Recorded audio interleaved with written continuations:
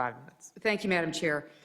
As I continue to talk with veterans in our district, we have mostly a rural district in the central, western, and northern part of the state of Illinois.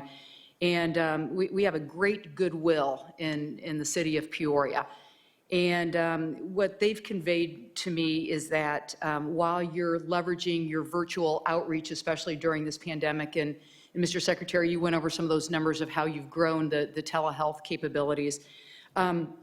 What we're learning is that we have many veterans, and especially in rural areas where you don't have high-speed internet, but also many don't even have smartphones or any kind of digital device that would lend itself to being able to have that telehealth interaction where you can actually make eye contact virtually.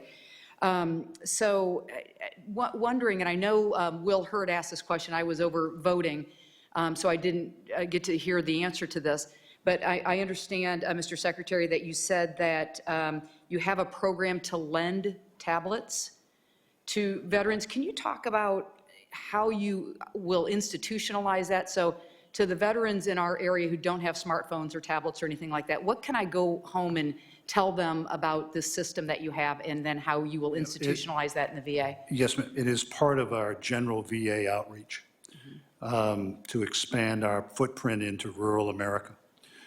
We've been distributing, and the chair and the subcommittee provided monies for that. We're sending these tablets out to veterans who are in those rural areas. If they don't have one, please call us and we'll do our best to get them out to them. Call the VA medical center that they use, and we will work to that. I'll have to get back with you on the training because I don't know all of the ins and outs, but it is part of a comprehensive rural outreach that we have. So for your veterans, please call us and we will get in that. Okay, so it's literally no question on the supplies. You have the supplies you need to be able to get those out. You have the funding. We are constantly expanding the number of tablets that we purchase. Okay, all right, very good. Doctor, anything else to add to that?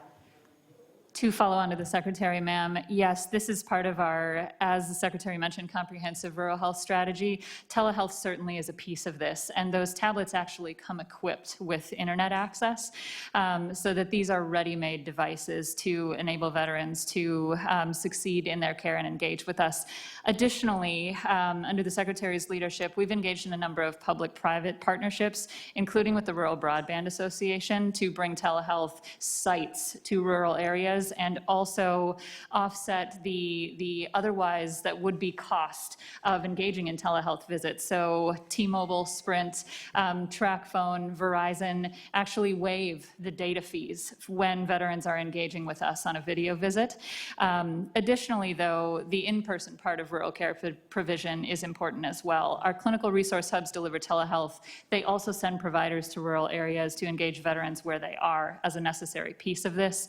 And of course, that's supplemented by our community care engagement and availability in those areas. And do you see any impediments to this rural health program as we have this conversation right now as far as getting the tablets out, whether there's training that can take place or any issues with that, but any impediments right now as we have this conversation? We don't see any, ma'am, and as the Secretary said, we're looking to drastically expand this and already have during the pandemic. This started long before this, but we've drastically expanded it now, and we're thankful for those partnerships, for instance, from Apple with iPads, who have prioritized us in their supply chain in order to get this distribution done. Okay, that's great. I've got a minute left, so I'm going to squeeze in this last question. Mr. Secretary, you mentioned at the start of your remarks your surge hiring of about 10,000 employees. Can you talk about what kind of employees, mental health, just kind of what is the layout, geographic? Can you go into a little bit about what those 10,000 employees are doing, their jobs, where they are, et cetera? We have cut many corners. We have used emergency hiring authorities, but we've also eliminated many of the bureaucratic barriers to hiring. About of those 10,000, about 3,000 are nurses, 700 are doctors. We've told them that if they want to join us, they can stay in their homes, their home regions. And so I don't have the breakdown across the country, but it's a significant number. Do you have any? Yes, and just want to emphasize, as the Secretary said, that we've hired more than 11,000.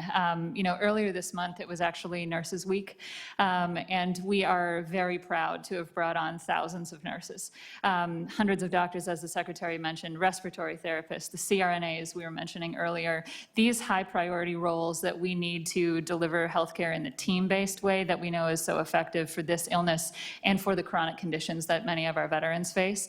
And we are planning to continue that aggressive hiring as we move forward through the summer and into the fall to maintain our readiness stance and make sure that we're ready for what comes. All right, very good. My time's out. I yield back. Thank you very much.